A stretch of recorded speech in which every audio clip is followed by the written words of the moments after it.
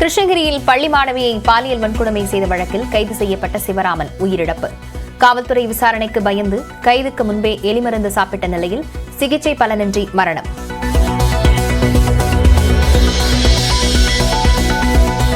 பாலியல் வன்கொடுமை வழக்கில் கைதான சிவராமன் உயிரிழந்த நிலையில் அவரது தந்தையும் உயிரிழப்பு. மகன் கைதானதால் மன உளைச்சலில் இருந்த தந்தை விபத்தில் பலியானார்.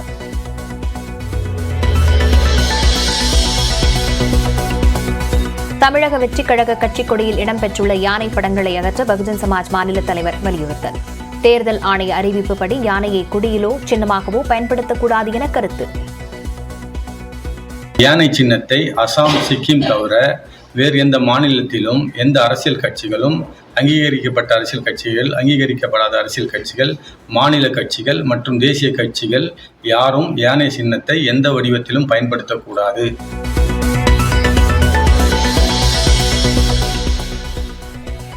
அரசியல் கட்சியை தொடங்கியவர்களில் தோற்றவர்களே அதிகம் என வணக்கம் தமிழ்நாடு நேர்காணலில் கார்த்தி சிதம்பரம் பேட்டி.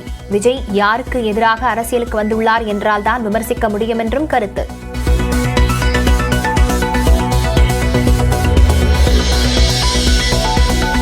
வெற்றி மற்றும் போராட்ட குணத்தை குறிப்பிடவே யானை சின்னம் இருப்பதாக தாவேக தரப்பில் விளக்கம். யானை சின்னம் சர்ச்சையை ஏற்படுத்தியுள்ள நிலையில் தகவல்.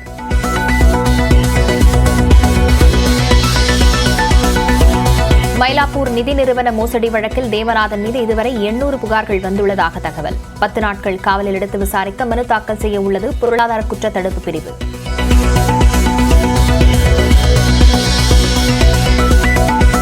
கலைஞர் கருணாநிதியின் நூல்கள் அனைத்தும் நூலுரிமை தொகை ஏதுமின்றி நாட்டுடைமையாக்கப்படும்.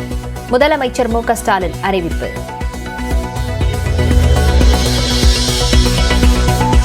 போலந்து பயணத்தை முடித்துக் கொண்டு உக்ரைன் புறப்பட்டார் பிரதமர் மோடி. அதிபர் ஜெலன்ஸ்கியை சந்தித்து பேசுகிறார்.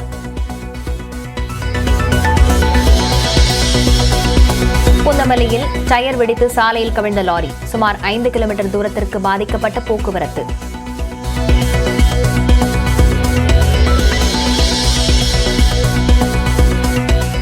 கொல்கத்தா பெண் மருத்துவர் பாலியல் வன்கொடுமையை கண்டித்து எய்ம்ஸ் மருத்துவர்கள் 11வது நாளாக நடத்தி வந்த வேலைநிறுத்தம் வாபஸ். உச்சநீதிமன்ற நீதிபதிகளின் அறிவுரையை தொடர்ந்து ஜிப்மர் மருத்துவர்களும் போராட்டத்தை கைவிட்டனர். கொல்கத்தாவில் பெண் மருத்துவர் கொலை செய்யப்பட்ட சம்பவத்தன்று நடந்தது என பல அதிர்ச்சி வெளியாகியுள்ளது. சடலம் நிலையில் இரவில்தான் முதல் தகவல் அறிக்கையை பதிவு செய்யப்பட்டிருக்கிறது.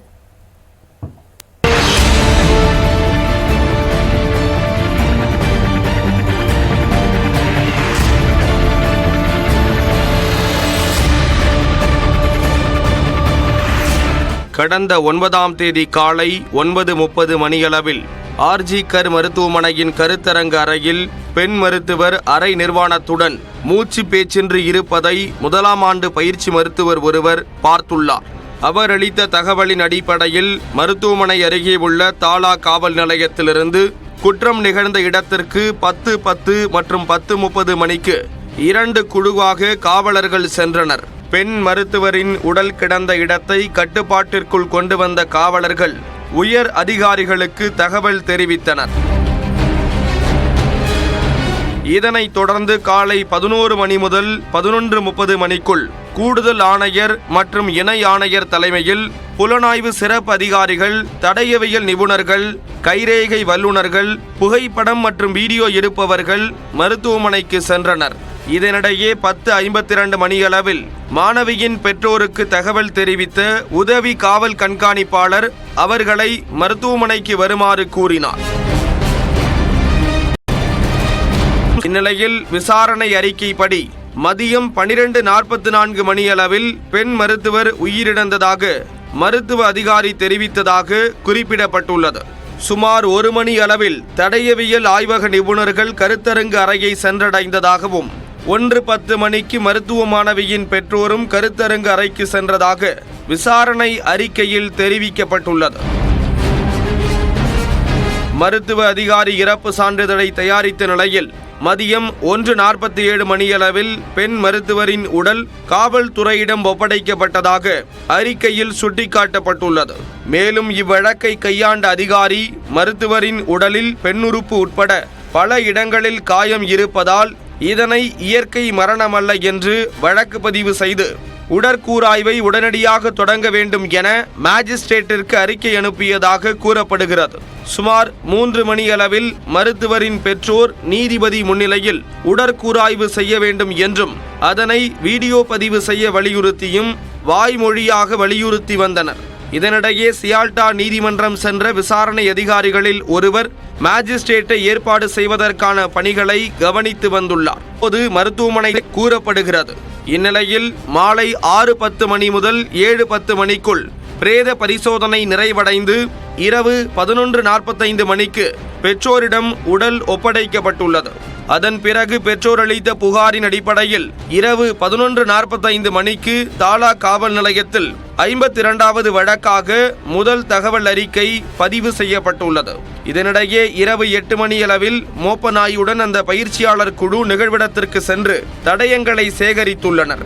இந்நிலையில் கடந்த 9ஆம் தேதி காலை 9:30 மணி முதல் இரவு 10:45 மணி வரை தடயவியல் நிபுணர்கள் 40 தடயங்களை சேகரித்துள்ளனர்.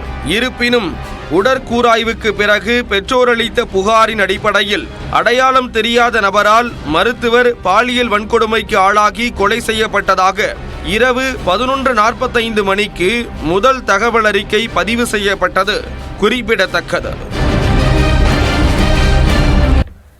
சென்னை பாரிமுனையில் உள்ள தமிழ்நாடு அரசு பணியாளர் தேர்வாணைய அலுவலகத்தில் அதன் 27வது புதிய தலைவராக மூத்த IAS அதிகாரி SK பிரபாகர் பதவியேற்கிறார். அதனை நேரலையில் பார்க்கலாம். காலதாமதத்தை குறைக்கிறது எங்களுடைய ஃபர்ஸ்ட் ப்ரையாரிட்டி. ரொம்ப முக்கியமா இப்ப AI நிறைய வந்துருச்சு, டெக்னாலஜி டெவலப் ஆனதுக்கு அப்புறமா தவறான தகவல்கள் சரியான தகவலோட ரொம்ப சீக்கிரமா போய் சேருது. அதனால ஒரு அபிஷியலா உடனே தகவல்கள் சொல்றதுக்கும் இந்த ஃபேக்ட் செக்கிங் அப்படின்ற மாதிரி தவறான தகவல்களை அந்த தேர்வுகளை போய் குழப்பத்துக்கு ஆளாகாம இருக்கிறதுக்கும் என்ன மாதிரி நடவடிக்கை இருக்கும்? டிரான்ஸ்பரண்டா இருக்கும். TNPSC டிரான்ஸ்பரண்டா இருக்கும். நம்ம கம்யூனிகேஷன்ல உடனுக்குடன் கொடுப்போம். அது மாதிரி நீங்க ஏதாவது எங்க கவனத்துக்கு கொண்டு வந்தாலும் நாங்க உடனே கிளாரிஃபை பண்ணிடுறோம். அதை ஆன்சர் கீ வெளியிடுறதுல காலதாமதம் அப்படின்னு ஹைகோர்ட்டே தலையிட்டு டிமாண்ட் வைக்குது. அதுக்கு உங்களோட பதில்? அதாவது ஒரு தேர்வுல பல கட்டங்கள் இருக்குது. அந்த தேர்வுக்கு கொஸ்டின் பேப்பர் செட் பண்றதுல இருந்து மாணவர்களுக்கு ஹால் டிக்கெட் அனுப்பிட்டு அவங்க தேர்வு எழுதினப்பறம் அந்த தேர்வு பேப்பர்கள்லாம் எங்களுக்கு வந்து அதை திருத்துறது, அப்புறம் அந்த ஆன்சர் கீ அண்ட் கான்ட்ரவர்ஷியல் கொஸ்டின்ஸ்க்குலாம் நம்ம ஆன்சர் சரி பண்றது, பல ஸ்டெப்ஸ் இருக்குது. நம்ம ஒவ்வொன்றையும் முன்னேற்றம் பண்றப்ப தான் நம்ம சீக்கிரமா நம்ம முடிவு வெளியிடப்படும். ஸோ அதனால நாங்கள் அதுக்கும் நடவடிக்கை எடுப்போம். தேர்வு காலாட்பணைக்குள்ளார நம்ம நடத்தக்கூடிய முழுமையான திட்டம் நடத்துவோம். ஏன்னா ஒவ்வொருத்தரும் பார்த்தீங்கன்னா 2024 அனௌன்ஸ்மெண்ட் 25 எண்டில் வரைக்கும் போகும்.